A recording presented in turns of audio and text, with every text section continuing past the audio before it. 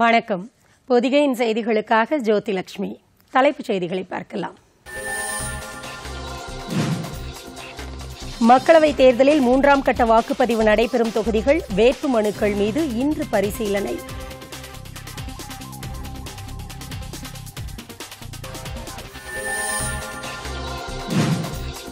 பாகிஸ்தான் தீவிரவாதிகளுக்கு அவர்கள் பாணியிலேயே இந்தியா பதிலடி கொடுத்தது. உத்தரப்பிரதேச மாநில பிரச்சாரத்தில் பிரதமர் நரேந்திர மோடி பேச்சு.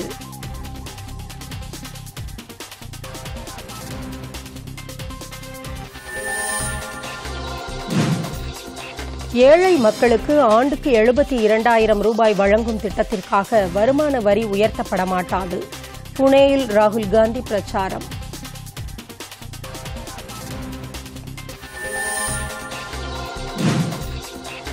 ஆதார் எண் சட்ட திருத்த மசோதாவை எதிர்த்து தாக்கல் செய்யப்பட்ட வழக்கு உயர்நீதிமன்றத்தை அணுக உச்சநீதிமன்றம் அறிவுரை.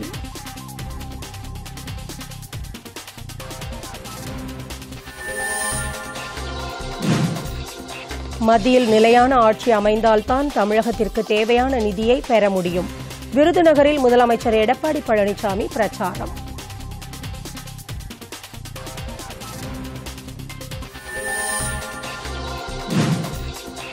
IPL கிரிக்கெட் போட்டி பெங்களூருவில் இன்று நடைபெறும் ஆட்டத்தில் பெங்களூரு கொல்கத்தா அணிகள் மோதல். விரிவான செய்திகள். மக்களவைத் தேர்தலில் 3ஆம் கட்ட வாக்குப்பதிவு நடைபெறும் தொகுதிகளில் தாக்கல் செய்யப்பட்டுள்ள வேட்புமனுக்கள் மீதான பரிசீலனை இன்று நடைபெறுகிறது. நாடு முழுவதும் மக்களவைத் தேர்தல் 7 கட்டங்களாக நடைபெறுகிறது. இதில் 3வது கட்டமாக 12 மாநிலங்கள் மற்றும் 2 யூனியன் பிரதேசங்களில் 115 தொகுதிகளில் வருகிற 23ஆம் தேதி வாக்குப்பதிவு நடைபெறவுள்ளது. குஜராத்தில் 20 தொகுதிகள், கேரளாவில் 20 தொகுதிகள், கர்நாடகா மற்றும் மகாராஷ்டிராவில் தலா 14 தொகுதிகள் இதில் அடங்கும். இந்த தொகுதிகளில் கடந்த 28ஆம் தேதி தொடங்கிய வேட்புமனு தாக்கல் நேற்று மாலையுடன் நிறைவடைந்தது. 3ஆம் கட்ட வாக்குப்பதிவு நடைபெறும் கேரள மாநிலம் வயநாடு தொகுதியில் காங்கிரஸ் தலைவர் ராகுல் காந்தி நேற்று தனது வேட்புமனுவை தாக்கல் செய்தார்.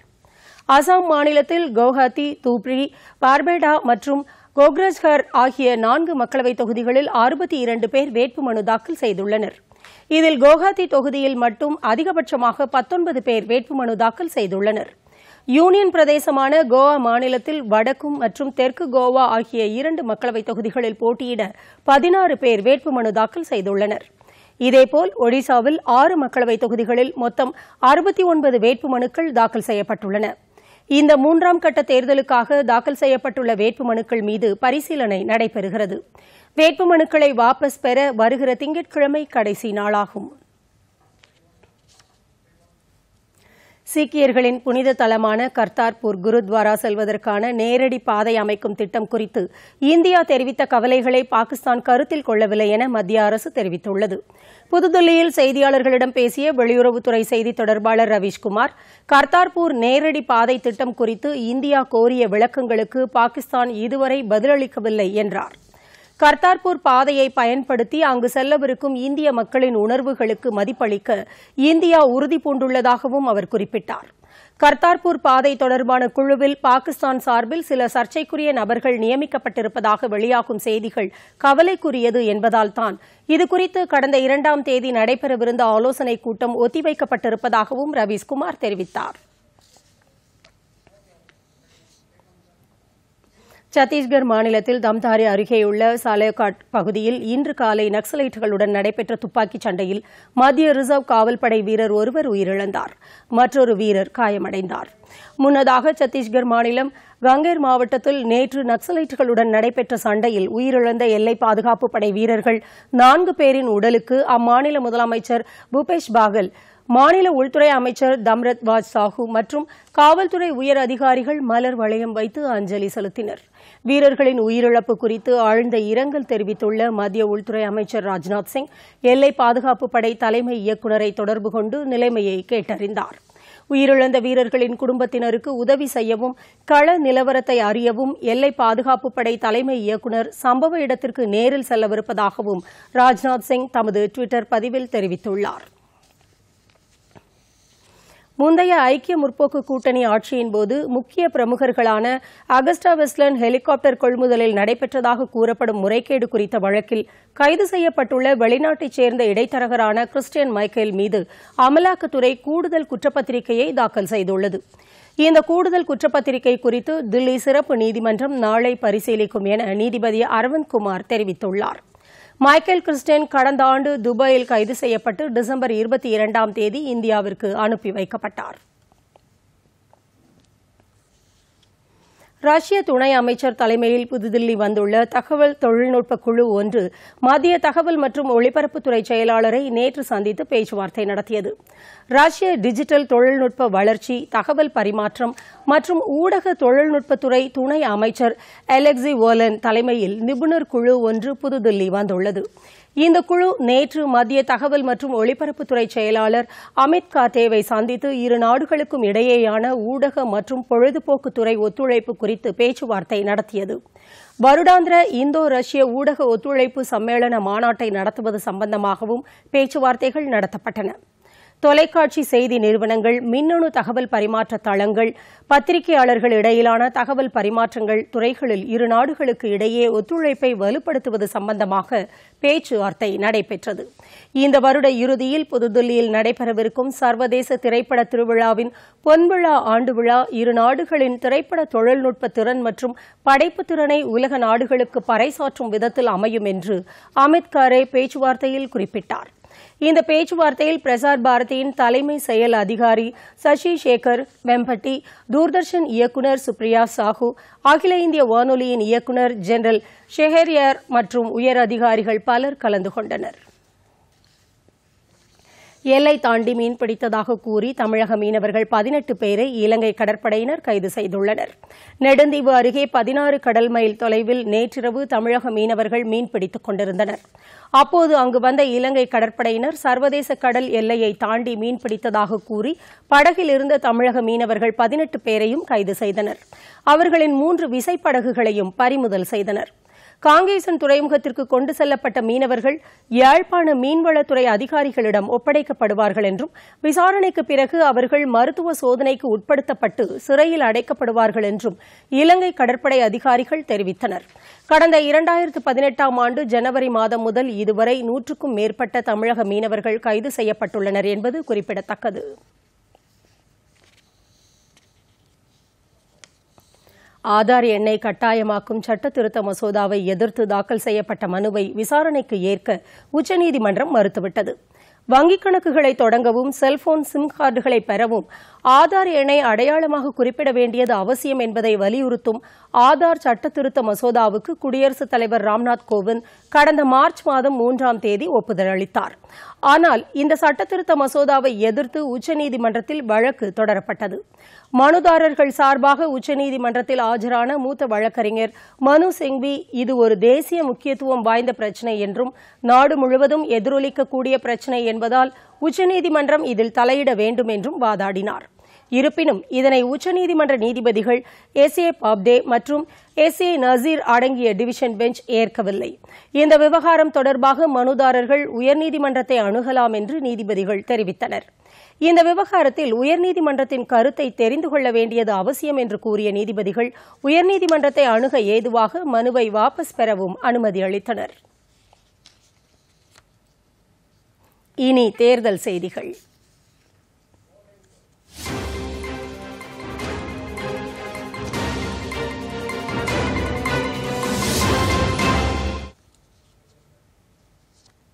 பாகிஸ்தான் தீவிரவாதிகளுக்கு அவர்கள் பாணியிலேயே இந்தியா பதிலடி கொடுத்ததால் சில எதிர்க்கட்சியினர் தூக்கமின்றி தவிப்பதாக பிரதமர் நரேந்திர மோடி கூறியுள்ளார். உத்தரப்பிரதேச மாநிலம் அம்ரோகா நகர பிரச்சார பேரணியில் பேசிய அவர், தீவிரவாதிகளுக்கு ஆதரவு அளிக்கும் பாகிஸ்தானின் செயல் எப்போதெல்லாம் உலக அரங்கின் முன் அம்பலப்படுத்தப்படுகிறதோ அப்போதெல்லாம் சிலர் அந்நாட்டிற்கு ஆதரவாக பேச தொடங்கிவிடுகிறார்கள் என்று குற்றம் சாட்டினார்.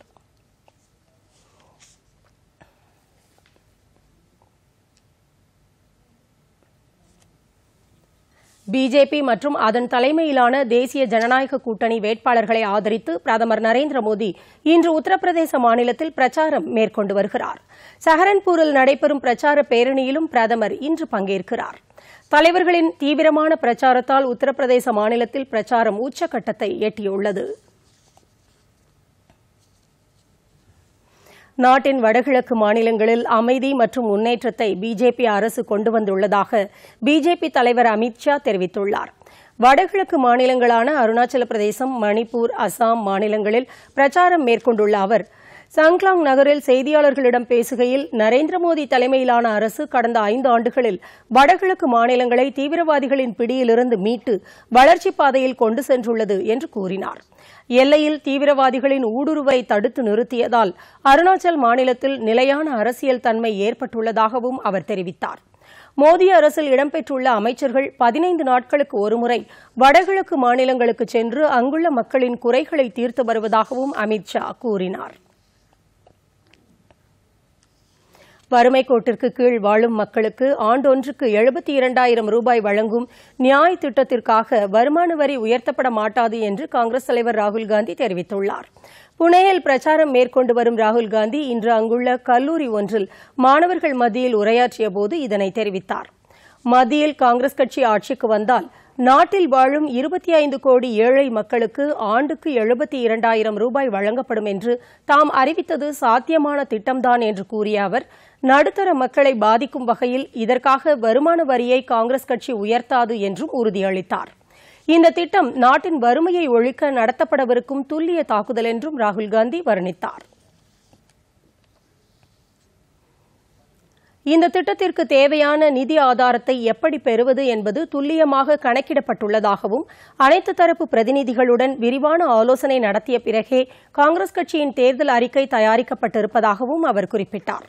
காங்கிரஸ் கட்சி மீண்டும் ஆட்சிக்கு வந்தால் நாடாளுமன்றம் மற்றும் சட்டமன்றங்களில் பெண்களுக்கு 33% இடஒதுக்கீடு நிச்சயம் வழங்கப்படும் என்றும் அவர் அப்போது உறுதியளித்தார்.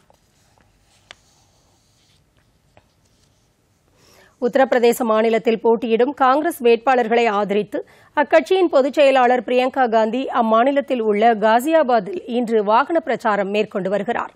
இம்மாநிலத்தில் உள்ள ஷஹரான்பூர் தொகுதியில் காங்கிரஸ் தலைவர் ராகுல்காந்தி பிரச்சாரம் மேற்கொள்ள உள்ளார். இதேபோன்று சமாஜ்வாதி, பகுஜன் சமாஜ் கூட்டணி வேட்பாளர்களை ஆதரித்து அந்த கூட்டணி தலைவர்களான அகிலேஷ் யாதவ், மாயாவதி மற்றும் அஜித் சிங் ஆகியோர் நாளை மறுநாள் தியோபான் பகுதியில் பிரச்சாரம் மேற்கொள்ள உள்ளனர். சிறிய இடைவேளைக்கு பிறகு செய்திகள் தொடரும்.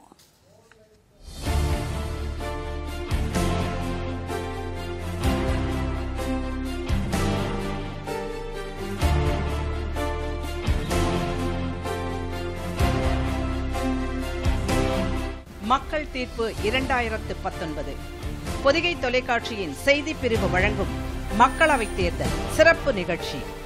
விரிவான செய்திகள், விளக்கங்கள், விவாதங்களுடன் தினமும் இரவு 7:30 மணி முதல் 8 மணி வரை காணத் தவறாதீர்கள். மக்கள் தீர்ப்பு 2019. செய்திகள் தொடர்கின்றன. மத்தியில் நிலையான ஆட்சி அமைந்தால்தான் தமிழகத்திற்கு தேவையான நிதியை பெற்று வளர்ச்சி திட்டங்களை மேற்கொள்ள முடியும் என்று அஇஅதிமுக இணை ஒருங்கிணைப்பாளரும் முதலமைச்சருமான எடப்பாடி பழனிசாமி தெரிவித்துள்ளார். விருதுநகர் நாடாளுமன்ற தொகுதியில் அஇஅதிமுக கூட்டணி சார்பில் போட்டியிடும் தேமுதிக வேட்பாளரை ஆதரித்து அவர் பிரச்சாரம் மேற்கொண்டார். மத்தியில் காங்கிரஸ் ஆட்சியில் இருந்தபோது தமிழகத்தில் புதிய திட்டங்கள் எதுவும் கொண்டுவரப்படவில்லை என்றும், தமிழகத்தைச் சேர்ந்த ப. சிதம்பரம் மத்திய நிதியமைச்சராக இருந்தும் தமிழகத்திற்கு தேவையான நிதியை ஒருபோதும் ஒதுக்கியதில்லை என்றும் எடப்பாடி பழனிசாமி தெரிவித்தார்.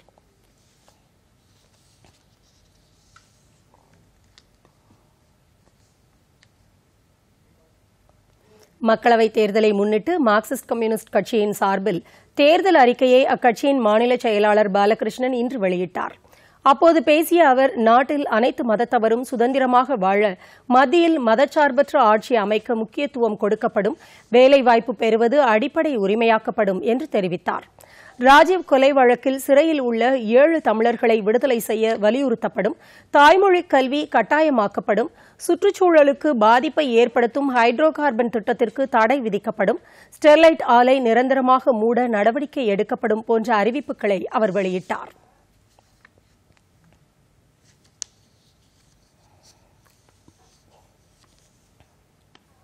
திமுக தலைமையிலான கூட்டணி மக்கள் பிரச்சினைக்காகவும் காவிரி பிரச்சினைக்காகவும் ஒன்றிணைந்து பல்வேறு போராட்டங்களை நடத்தியிருப்பதாக திராவிடர் கழக தலைவர் கி. வீரமணி தெரிவித்துள்ளார். பெரம்பலூரில் நடைபெற்ற தேர்தல் பிரச்சார கூட்டத்தில் அத்தொகுதியில் திமுக கூட்டணி சார்பில் போட்டியிடும் இந்திய ஜனநாயக கட்சி வேட்பாளரை ஆதரித்து பேசிய அவர், திமுக கூட்டணி கொள்கை கூட்டணி என்றார். தேர்தல் ஆணையம் ஆளும் கட்சிக்கு ஆதரவாக ஒருதலைபட்சமாக செயல்படுவதாகவும் அவர் குற்றம் சாட்டினார்.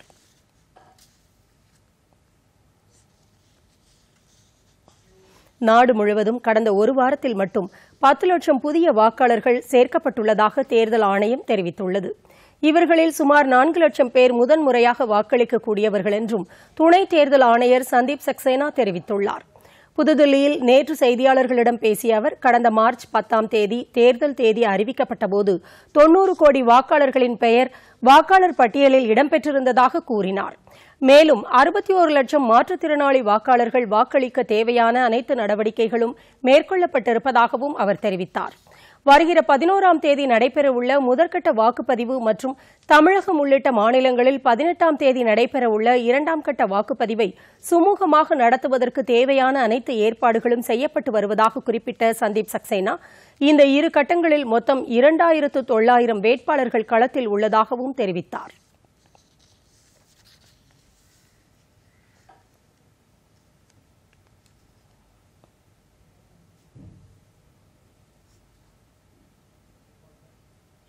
இனி சில முக்கிய செய்திகளை விரைவு செய்திகளாக பார்ப்போம்.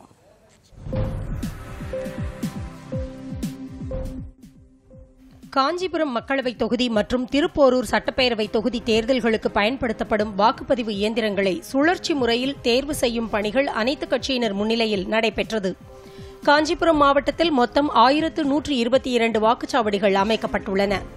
இவற்றிற்கு தேவையான வாக்குப்பதிவு இயந்திரங்கள், கட்டுப்பாட்டு இயந்திரம் மற்றும் ஒப்புகைச் சீட்டு இயந்திரம் ஆகியவை ஏற்கனவே அந்தந்த பகுதிக்கு அனுப்பப்பட்டன. இந்நிலையில் இயந்திரங்களை கடைசியாக சுழற்சி முறை செய்யும் பணி ஆட்சியர் அலுவலகத்தில் மாவட்ட ஆட்சியர் பொன்னையா மற்றும் அனைத்து கட்சியினர் முன்னிலையில் நடைபெற்றது. தமிழக அரசால் நடத்தப்படும் டெட் எனப்படும் ஆசிரியர் தகுதி தேர்விற்கு விண்ணப்பிக்கும் காலக்கெடு நீட்டிக்கப்பட்டுள்ளது. ஆசிரியர் தகுதி தேர்வுக்கு விண்ணப்பிக்க இன்றுதான் கடைசி நாளாக நிர்ணயிக்கப்பட்டிருந்தது. இந்நிலையில் ஆன்லைன் மூலம் விண்ணப்பிக்கும் போது OTP எனப்படும் ஒருமுறை பயன்படுத்தப்படும் கடவுச்சொல் பெறுவதில் கடந்த 3 நாட்களாக சிக்கல் ஏற்பட்டுள்ளது. இதனால் விண்ணப்பிப்பதற்கான கால அவகாசத்தை நீட்டித்து இம்மாதம் 12ஆம் தேதி மாலை 5 மணி வரை இணையத்தின் மூலம் விண்ணப்பிக்கலாம் என தமிழக ஆசிரியர் தேர்வு வாரியம் அறிவித்துள்ளது. ஜம்மு காஷ்மீர் லஷ்கர் இ தொய்பா தீவிரவாத அமைப்பைச் சேர்ந்த ஒருவரை காஷ்மீர் பாதுகாப்பு படையினர் கைது செய்துள்ளனர். வடக்கு காஷ்மீரின் பாரமுல்லா மாவட்டத்தில் தீவிரவாதிகள் பதுங்கியிருப்பதாக கிடைத்த தகவலின் பேரில் பாதுகாப்பு படையினர் தீவிர தேடுதல் வேட்டை நடத்தினர். டாங்மார்க் பகுதியில் பதுங்கியிருந்த தீவிரவாதி ஒருவரை பாதுகாப்பு படையினர் கைது செய்தனர். விசாரணையில் அவர் லஷ்கர் இ தொய்பா இயக்கத்தைச் சேர்ந்தவர் என்பது தெரியவந்துள்ளது. அவரிடமிருந்து வெடிப்பொருட்களும் கைப்பற்றப்பட்டன. ஹைதராபாத்தைச் சேர்ந்த ஓமிக்ஸ் புத்தக வெளியீட்டு நிறுவனத்திற்கு அமெரிக்க நீதிமன்றம் $50 மில்லியன் அபராதம் விதித்துள்ளது. அமெரிக்க நுகர்வோர் பாதுகாப்பு அமைப்பைச் சேர்ந்த பெடரல் ட்ரேட் கமிஷன் நிறுவனம் சார்பில் 2016ஆம் ஆண்டு தொடரப்பட்ட வழக்கில் அமெரிக்காவின் நெவேடா மாவட்ட நீதிமன்றம் இந்த தீர்ப்பை வழங்கியுள்ளது. முன்னதாக ஓமிக்ஸ் நிறுவனம் வெளியிட்டுள்ள புத்தகத்தில் அறிவியல் ஆய்வு மற்றும் மருத்துவ கட்டுரைகளில் தவறான செய்திகளை, ஆதாரமற்ற செய்திகளை வெளியிட்டதாக அமெரிக்க நுகர்வோர் பாதுகாப்பு அமைப்பு குற்றம் சாட்டியிருந்தது குறிப்பிடத்தக்கது. தென்கொரியாவைச் சேர்ந்த சாம்சங் எலக்ட்ரானிக்ஸ் நிறுவனம் புதிய கேலக்ஸி S10 5G ஸ்மார்ட் போனை இன்று அறிமுகம் செய்துள்ளது. இது 5ஆம் தலைமுறை தொழில்நுட்பத்தை உள்ளடக்கி தயாரிக்கப்பட்ட உலகின் முதலாவது ஸ்மார்ட் போன் வகையாகும். வணிக ரீதியில் உலக சந்தையில் அறிமுகப்படுத்தப்பட்டுள்ள இந்த 5G தொழில்நுட்ப ஸ்மார்ட் போன் அதிவேகமாக தகவல்களை தேடித்தரவல்லது. கணக்கற்ற வீடியோ காட்சிகளை சில நொடிகளில் பதிவிறக்கம் செய்து வாடிக்கையாளர்கள் கண்டு மகிழலாம் என்று அந்நிறுவனம் தெரிவித்துள்ளது.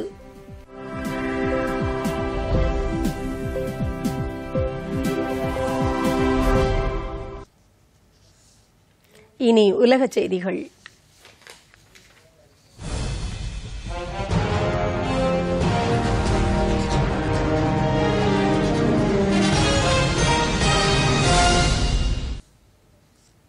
ஆஸ்திரேலியாவின் மெல்பர்ன் நகரில் ரசாயன தொழிற்சாலை ஒன்றில் ஏற்பட்ட பெரும் தீ விபத்தில் பல கோடி ரூபாய் மதிப்பிலான பொருட்கள் சேதமடைந்தன.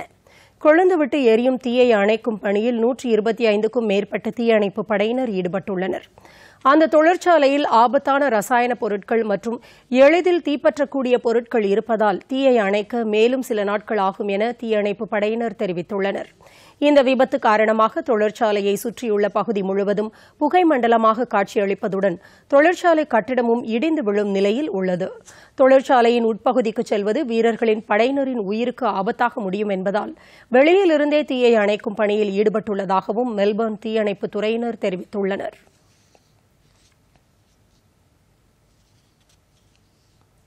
பாகிஸ்தானில் கடந்த ஆண்டு நடைபெற்ற பொதுத் தேர்தலில் அந்நாட்டு முன்னாள் அதிபர் ஆசிப் அலி சர்தாரி தனது வேட்புமனுவில் சொத்து விவகாரங்களை மறைத்ததாக தொடரப்பட்டுள்ள வழக்கில் சர்தாரிக்கு நோட்டீஸ் அனுப்ப பாகிஸ்தான் நீதிமன்றம் உத்தரவிட்டுள்ளது.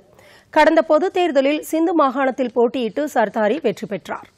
ஆனால் அவரது வேட்புமனுவில் அமெரிக்காவின் நியூயார்க் நகரில் உள்ள அடுக்குமாடி குடியிருப்பு மற்றும் குண்டு துளைக்காத வாகனங்கள் பற்றிய விவரங்களை தெரிவிக்கவில்லை என்று ஆளுங்கட்சியைச் சேர்ந்த குர்ராம் ஷேர் ஷமான் மற்றும் உஸ்மான் தர் ஆகியோர் அந்நாட்டு உயர்நீதிமன்றத்தில் வழக்கு தொடர்ந்துள்ளனர். வேட்புமனுவில் சொத்து விவரங்களை மறைத்துள்ளதால் சர்தாரி வெற்றி பெற்றது செல்லாது என்று அறிவிக்க வேண்டும் என்று அவரது மனுவில் குறிப்பிட்டுள்ளனர். இந்த வழக்கை நேற்று விசாரித்த உயர்நீதிமன்ற தலைமை நீதிபதி அத்தார் மின்னல்லா இதுபோன்ற விவகாரங்களை நாடாளுமன்றத்திலேயே எழுப்பலாம் என்று குறிப்பிட்டு சர்தாரிக்கு நோட்டீஸ் அனுப்ப உத்தரவிட்டார். ஆனால் இந்த குற்றச்சாட்டுக்களை மறுத்துள்ள சர்தாரி எதிர்க்கட்சி உறுப்பினர்கள் மீது வேண்டுமென்றே திட்டமிட்டு பரப்பப்படும் வதந்தி என்று குறிப்பிட்டுள்ளார். ஏமன் குடியரசிலிருந்து அமெரிக்க படைகள் 30 நாட்களுக்குள் விலக்கிக் கொள்ள வேண்டும் என்று வலியுறுத்தும் தீர்மானத்திற்கு ஆதரவாக அமெரிக்க பிரதிநிதிகள் சபை உறுப்பினர்கள் வாக்களித்துள்ளனர். ஏமன் நாட்டில் சவுதி அரேபியா தலைமையிலான கூட்டுப்படையில் அமெரிக்க படைகளும் இணைந்து உள்நாட்டு போரை ஒடுக்கும் நடவடிக்கையில் ஈடுபட்டுள்ளன.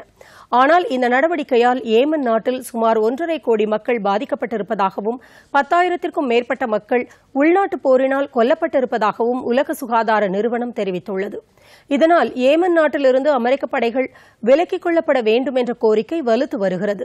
நேற்று அமெரிக்க பிரதிநிதிகள் சபையில் இது தொடர்பாக கொண்டுவரப்பட்ட தீர்மானத்திற்கு ஆதரவாக 247 உறுப்பினர்களும் எதிராக 175 உறுப்பினர்களும் வாக்களித்தனர். இந்த தீர்மானம் சட்ட வடிவமாக மாறுவதற்கு அதிபரின் ஒப்புதல் பெற வேண்டும். ஆனால் இருதரப்பு நல்லுறவு சம்பந்தப்பட்ட விஷயம் என்பதால் இந்த தீர்மானத்தை அதிபர் டிரம்ப் ஏற்றுக்கொள்வாரா அல்லது தனது வீட்டோ அதிகாரத்தை பயன்படுத்தி தோற்கடிப்பாரா என்பது கேள்விக்குறியாகியுள்ளது. அமெரிக்காவுக்கும் சீனாவுக்கும் இடையே நிலவி வரும் வர்த்தக பனிப்போர் விவகாரத்தில் இன்னும் ஓரிரு வாரங்களில் சுமூக ஒப்பந்தங்கள் ஏற்படும் என்று அமெரிக்க அதிபர் டொனால்டு டிரம்ப் நம்பிக்கை தெரிவித்துள்ளார். இறக்குமதி செய்யப்படும் பொருட்களுக்கு அமெரிக்காவும் சீனாவும் பரஸ்பரம் கூடுதல் வரி விதித்து வருவதால் இரு நாடுகளுக்கும் இடையே வர்த்தக பனிப்போர் நிலவி வருகிறது. இருப்பினும் இதனை முடிவுக்கு கொண்டுவர இரு நாடுகளுக்கு இடையே மும்முரமாக பேச்சுவார்த்தை மேற்கொள்ளப்பட்டு வருகிறது. வெள்ளை மாளிகை அதிகாரிகளுடன் சீன வர்த்தக தூதர் லியூ ஹி முக்கிய பேச்சுவார்த்தை தற்போது மேற்கொண்டு வருகிறார். இந்த பேச்சுவார்த்தை மிகவும் முன்னேற்ற பாதையில் செல்வதாகவும் அடுத்த 4 வாரங்களுக்குள் இரு நாடுகளுக்கும் இடையே முழுமையான வர்த்தக ஒப்பந்தம் ஏற்படும் என்றும் அமெரிக்க அதிபர் டொனால்டு டிரம்ப் நேற்று செய்தியாளர்களிடம் தெரிவித்தார். மிகவும் வேகமான முன்னேற்ற அம்சங்களுடன் பேச்சுவார்த்தை நடைபெறுவதால் அனைத்து பிரச்சினைகளுக்கும் இதில் தீர்வு ஏற்படும் என்று எதிர்பார்ப்பதாகவும் அவர் குறிப்பிட்டார். இந்த வர்த்தக ஒப்பந்தத்தின் எதிரொலியாக அமெரிக்க அதிபரும் சீன அதிபரும் சந்தித்து பேசுவார்கள் என்று வெள்ளை மாளிகை வட்டாரங்கள் தெரிவித்துள்ளன. இனி வணிகச் செய்திகள்.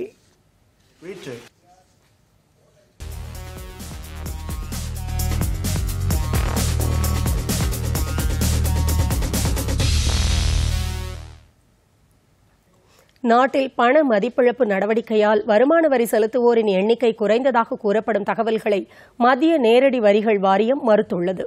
இது தொடர்பாக அந்த வாரியம் வெளியிட்டுள்ள ஒரு அறிக்கையில் 2016-17 நிதியாண்டில் 5.48 கோடியாக இருந்த வருமான வரி தாக்கல் செய்வோரின் எண்ணிக்கை 2017-18 6.87 கோடியாக உயர்ந்துள்ளது என்று குறிப்பிட்டுள்ளது. பண மதிப்பிழப்பு நடவடிக்கைக்கு கிடைத்த சாதகமான அம்சம் இது என்றும் அதில் குறிப்பிடப்பட்டுள்ளது. வரி விரிவாக்கம் மற்றும் நேரடி வரி வசூலுக்கு பண மதிப்பிழப்பு நடவடிக்கையால் முன்னேற்றமான சூழ்நிலையே ஏற்பட்டுள்ளது என்றும் அந்த அறிக்கையில் தெரிவிக்கப்பட்டுள்ளது.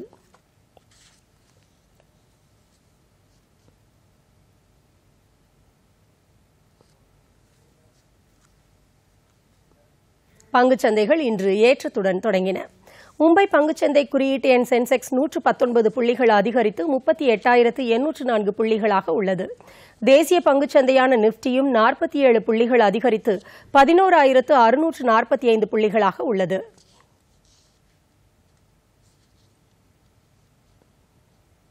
அமெரிக்க டாலருக்கு நிகரான இந்திய ரூபாயின் மதிப்பு 6 காசுகள் குறைந்து 69 ரூபாய் 22 காசுகளாக இருக்கிறது. சென்னையில் இன்று ஆபரண தங்கத்தின் விலை சவரன் ஒன்றுக்கு 24,168 ரூபாயாக உள்ளது. 1 கிராம் தங்கத்தின் விலை 3,021 ரூபாய்க்கு விற்பனையாகிறது. வெள்ளியின் விலை 1 கிலோ 40,500 ரூபாயாகவும் 1 கிராம் 40 ரூபாய் 50 காசாகவும் உள்ளது. சென்னையில் 1 லிட்டர் பெட்ரோல் விலை 75 ரூபாய் 62 காசுகளாகவும் டீசல் விலை 69 ரூபாய் 83 காசுகளாகவும் உள்ளது. இனி விளையாட்டுச் செய்திகள்.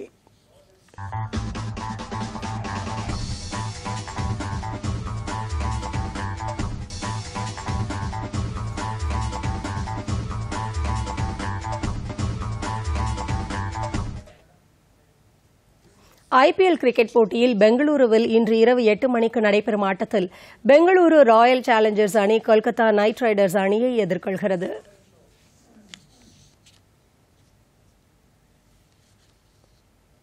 முன்னதாக தில்லியில் நேற்று நடைபெற்ற ஆட்டத்தில் தில்லி கேபிட்டல்ஸ் அணியை வீழ்த்தி ஹைதராபாத் சன்ரைசர்ஸ் அணி வெற்றி பெற்றது. இப்போட்டியில் டாஸில் வென்ற ஹைதராபாத் அணி பந்து வீச தீர்மானித்ததை அடுத்து முதலில் களமிறங்கிய டெல்லி கேபிட்டல்ஸ் அணி நிர்ணயிக்கப்பட்ட 20 ஓவர்களில் 8 விக்கெட் இழப்பிற்கு 129 ரன் எடுத்தது. அதிகபட்சமாக அணித்தலைவர் ஸ்ரேயாஸ் ஐயர் 43 ரன் எடுத்தார். இதையடுத்து களமிறங்கிய ஹைதராபாத் அணி 18.3 ஓவரிலேயே 5 விக்கெட்டுகளை மட்டுமே இழந்து 131 ரன் எடுத்தது. இதன் மூலம் அந்த அணி 5 விக்கெட் வித்தியாசத்தில் வெற்றி பெற்றது.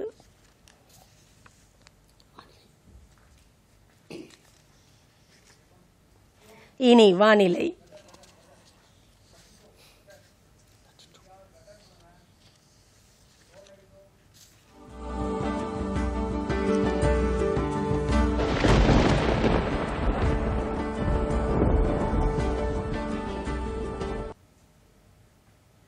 தமிழகம் மற்றும் புதுச்சேரியில் ஒரு சில இடங்களில் லேசானது முதல் மிதமான மழை பெய்யக்கூடும் என சென்னை வானிலை ஆய்வு மையம் தெரிவித்துள்ளது.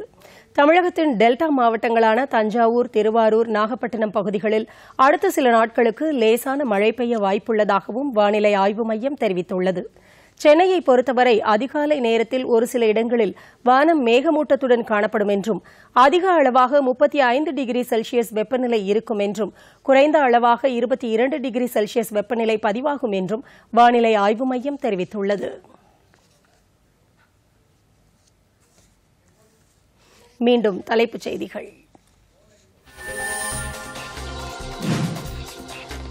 மக்களவைத் தேர்தலில் 3ஆம் கட்ட வாக்குப்பதிவு நடைபெறும் தொகுதிகள் வேட்பு மனுக்கள் மீது இன்று பரிசீலனை.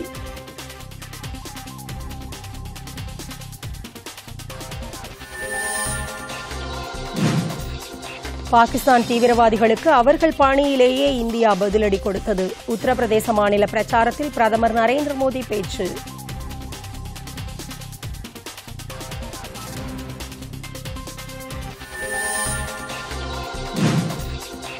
ஏழை மக்களுக்கு ஆண்டுக்கு 72,000 ரூபாய் வழங்கும் திட்டத்திற்காக வருமான வரி உயர்த்தப்பட மாட்டாது. புனேயில் ராகுல் காந்தி பிரச்சாரம்.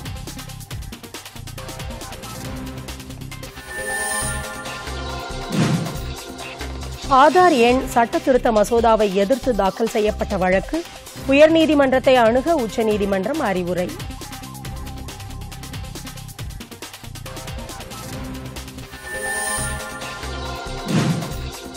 மத்தியில் நிலையான ஆட்சி அமைந்தால்தான் தமிழகத்திற்கு தேவையான நிதியை பெற முடியும். விருதுநகரில் முதலமைச்சர் எடப்பாடி பழனிசாமி பிரச்சாரம்.